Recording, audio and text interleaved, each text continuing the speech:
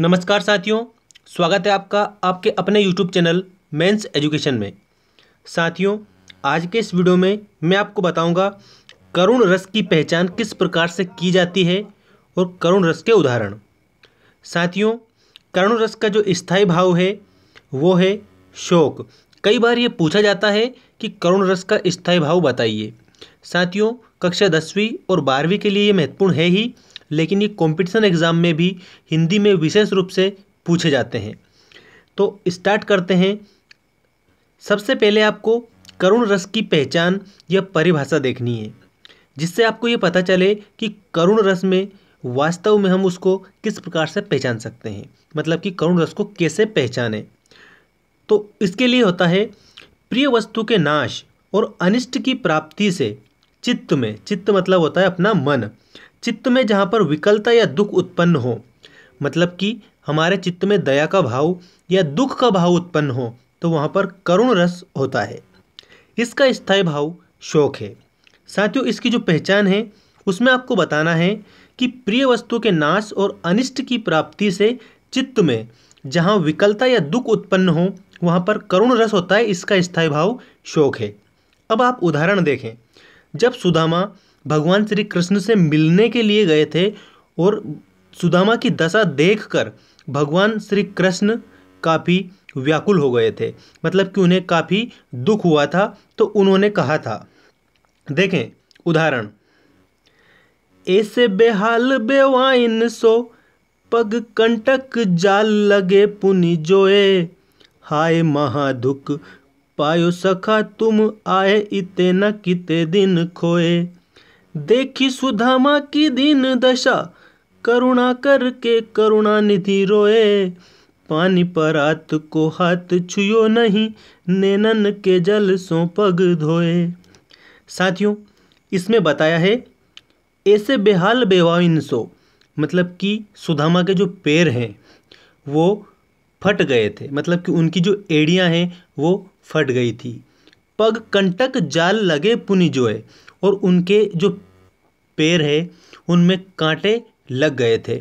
ये भगवान कृष्ण देखकर काफ़ी उनको दुख हुआ था। फिर उन्होंने कहा था, हाय महादुख पायो सखा तुम आए इते न किते दिन खोए, कि हे सखा तुमने इतने दिन क्यों लगा दिए, आप क्यों नहीं आए।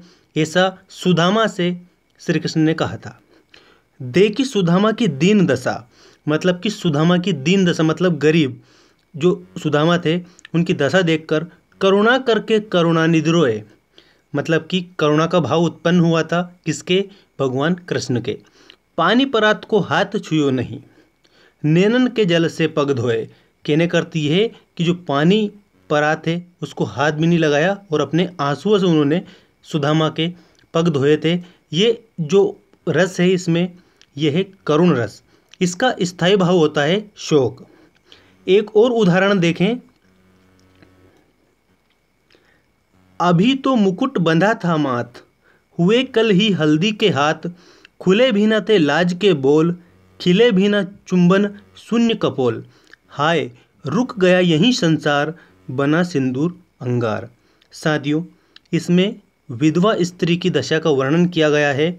अभी तो मुकुट बंधा था माथ, हुए कल ही हल्दी के हाथ, खुले भी न थे लाज के बोल, खिले भी न चुंबन शून्य कपोल, हाय रुक गया यही संसार बना सिंदूर अंगार। यह है इसमें करुण रस। करुण रस का एक और उदाहरण काफ़ी महत्वपूर्ण है जो कि रामायण से लिया गया है। शोक विकल सब रोवहीं रानी, रूपशील बल तेज बखानी, करहीं बिलाप अनेक प्रकारा, परहीं भूमि तल बारहीं बारा, मतलब कि शोक से व्याकुल होकर सभी रानियां रोने लगी और रूपशील बल तेज बखानी, और जो राजा हैं उनका रूपशील बल तेज का बखान करने लगी। करहीं बिलाप अनेक प्रकार, और अनेक प्रकार से विलाप करने लगी और भूमि पर बार बार गिरने लगी। तो ये क्या है? करुण रस का उदाहरण है। शोक विकल सब रोवहीं रानी, रूपशील बल तेज बखानी, करहीं बिलाप अनेक प्रकारा, परहीं भूमि तल बारहीं बारा। और एक और जो अपना ये उदाहरण है, अभी तो मुकुट बंधा था माथ, हुए कल ही हल्दी के हाथ, खुले बिना थे लाज के बोल, खिले बिना चुंबन शून्य कपोल, हाय रुक गए यहीं संसार बना सिंदूर अंगार। ये दोनों उदाहरण कई बार परीक्षा में पूछे भी गए हैं।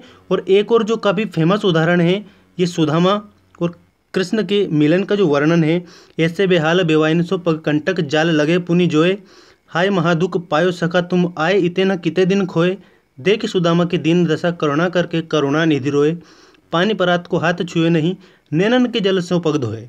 ये करुण रस का महत्वपूर्ण उदाहरण है। करुण रस का स्थायी भाव भी कई बार पूछा गया है, जो कि शोक है, आपको याद रखना है।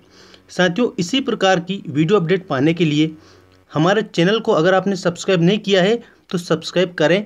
मेंस एजुकेशन चैनल का नाम है।